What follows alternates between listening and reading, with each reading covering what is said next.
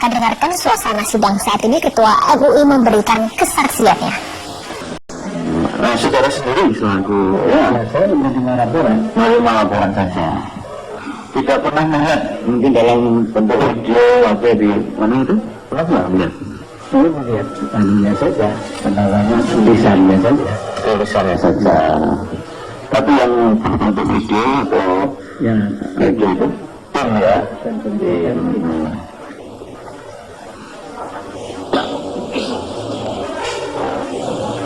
Kemudian ya, produk dari MUI tadi yang bermacam-macam. Apakah memang perlu disampaikan kepada penegak hukum itu? Ya, karena itu disahkan dari banyak pihak dan MUI harus merespon karena kita tidak boleh menunda sesuatu pertanyaan sampai kemudian pertanyaan itu bisa jawab.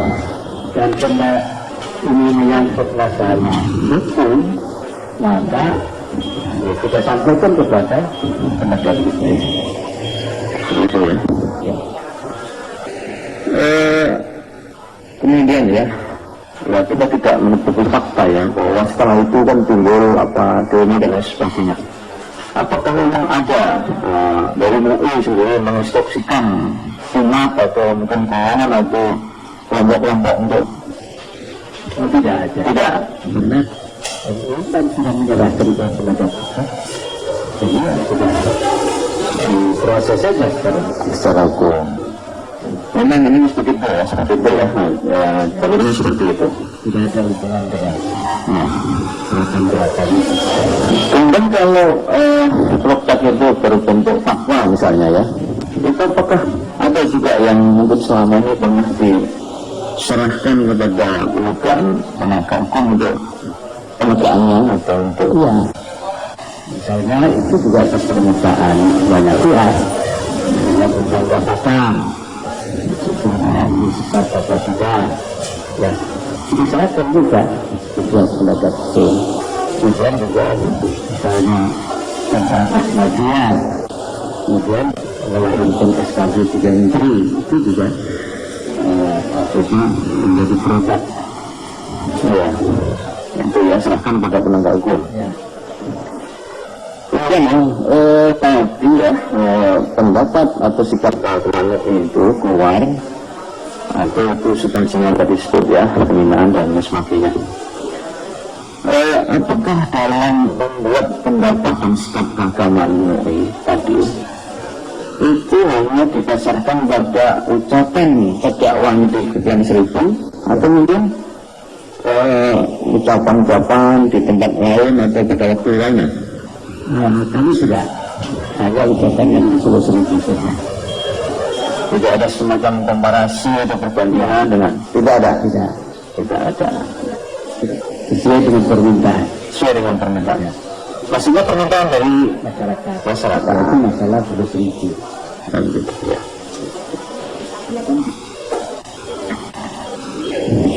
Baik, saya lanjutkan. Saya ingin tanya mengenai Majelis Ulama Indonesia. Ya. Apakah di Majelis Ulama Indonesia ini keanggotaannya itu dari seluruh ormas keagamaan yang ada di Indonesia? Betul. Jadi semua ormas keagamaan yang ada di seluruh Indonesia ini, salah ada yang mewakili yang ikut di Majelis Ulama Indonesia. Ya, ada kecuali beberapa ormas saja yang tapi ormas-ormas besar seluruhnya bisa disebutkan dari ormas keagamaan apa saja? Nahdlatul Ulama, Muhammadiyah, Ulama Muhammadiyah, Mahlul Anwar, Persis, kemudian juga Al-Irsyad, kemudian juga apa namanya sih, Al-Ittihadiyah, ya. Banyak lah. Jadi intinya keanggotaan dari Majelis Ulama itu sudah mencerminkan dari seluruh ormas keagamaan yang ada di seluruh tanah air. Dan kalau tadi saksi menerangkan bahwa keluarnya pendapat dan sikap keagamaan Majelis Ulama Indonesia ini atas permintaan, atas desakan dari beberapa pihak, apakah salah satunya ada permintaan juga dari pihak Polri? Menurut informasi tapi tidak tertulis bahwa ketika masyarakat datang ke Barreskrim mengajukan persoalan tahap itu, saat ini katanya minta dulu kepada Majelis Ulama Indonesia. Jadi memang ada permintaan juga dari pihak Polri, tapi tidak secara tertulis.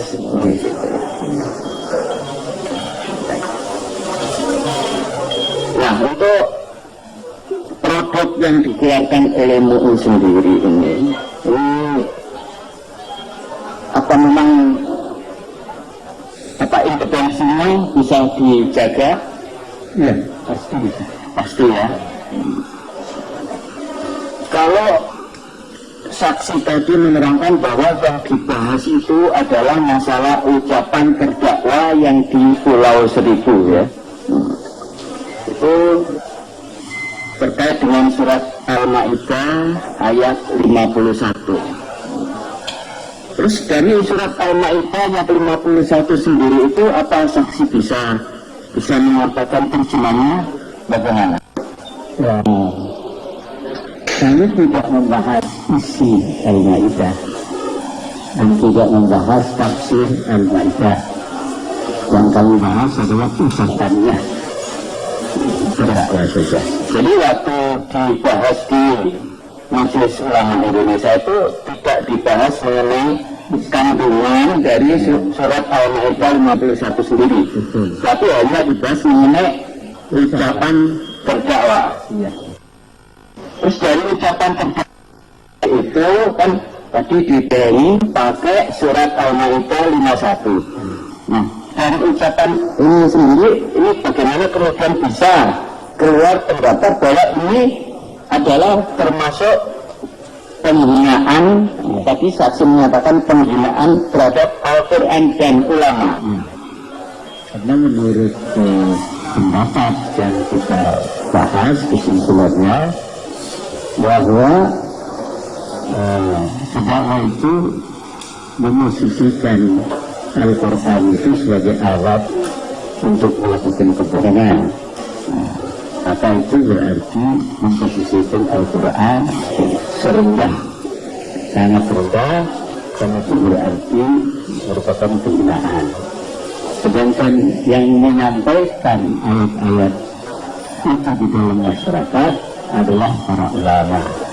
Karena itu maka berarti yang melakukan kebohongan itu adalah para ulama. Maka kesimpulannya melakukan penghinaan terhadap Al-Quran dan ulama. Jadi dari pembahasan terhadap perkataan terdakwa itu, dari hasil kajian itu disimpulkan bahwa itu penghinaan terhadap Al-Quran dan ulama.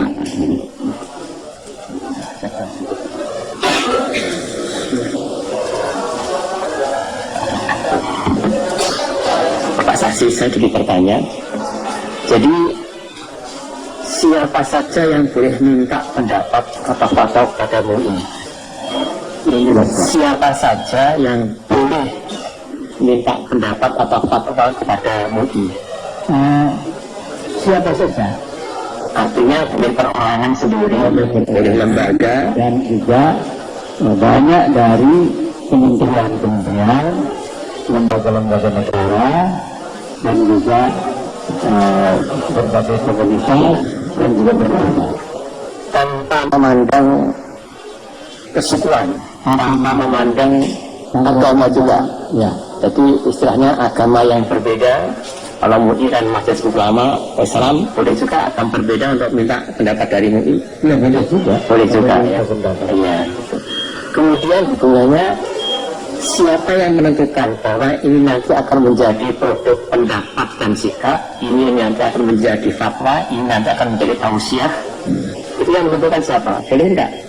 Ya, itu klasifikasinya kalau masalah-masalah yang biasa yang menyangkut hukum maka menjadi kewenangan komisi fatwa. Kalinya begini Bapak aslinya saya potong ya. Boleh enggak perorangan atau lembaga itu saya minta pendapat atau begini, saya minta fatwa saja atau saya minta tausiah saja? Oh tidak, Tidak. tidak. Klasifikasinya itu majulah, oh ini fatwa ini. Nah ini kalau seruan itu kan kalau ada masalah-masalah yang terjadi di masyarakat itu menguruskan. Misalnya jangan terjadi apa-apa supaya ada saling pengertian misalnya. Itu kayak tausiah itu memberikan apa kepada masyarakat dan masyarakat itu berbuat yang baik seperti ini. Jadi Yang menentukan majelis ulama paham. Jadi yang menentukan produk itu adalah majelis ulama. Apapun yang diminta masyarakat nanti majelis ulama yang menyaring. Oh ini jadi pendapat, ini jadi fatwa begitu. Kemudian untuk perkara ini, tadi oleh saksi disebutkan banyak dimensi antara lain agama, hukum, bahasa juga kan Pak ya. Nah, kemudian dalam melakukan pembahasan, acuan apa yang dipakai sebagai dasar? ya acuannya itu tentu agama. Apakah itu maksudnya pelecehan, istihza, apa tidak? Kemudian apakah ada dimensi hukumnya yang kalau nanti itu betul-betul keluar kan harus ditindaklanjuti melalui proses hukum. Nah, apakah dari kata-kata itu dari segi pengertian bahasanya bisa dipahami seperti apa misalnya. Nah, itu jadi tidak ada sih. Ya, maksud saya begini, kalau memang banyak dimensi, saya ingin tahu. Jadi disebutkan tadi dimensi agama. Ya, Gitu, jadi bahasanya pasti Quran, hadis gitu loh Pak. Jadi ya, kemudian buku-buku gitu ya. Kemudian dari hukum, berarti ada ahli hukum dari MUI. ya. Bahasa, Ada isi hukum. ya, ada polisi hukum, ada ahli bahasa di MUI. Ya. Kemudian dari segi sosiologi, dari segi antropologi ada apa tidak? Tidak, Pak Saksi? Tidak tidak ada. dilibatkan. Tapi dari informasi untuk mengecek informasi ini benar atau tidak, valid atau tidak, bersama dengan pengkajian. Nah, artinya apapun putusan dari produk dari UI itu tidak dibahas dari segi sosiologi, antropologi atau psikologi. Untuk dilihat dari masalahnya. Ya, artinya nanti kalau produk saya ini nanti akan saya keluarkan begini, saya sampaikan begini, dampaknya seperti ini, dampak sosialnya, dampak kemasyarakatan. Ada bahasan semacam itu? Tidak. Oh, tidak ya. Oke, pemirsa, itu tadi adalah suara kesaksian dari Ketua MUI Ma'ruf Amin.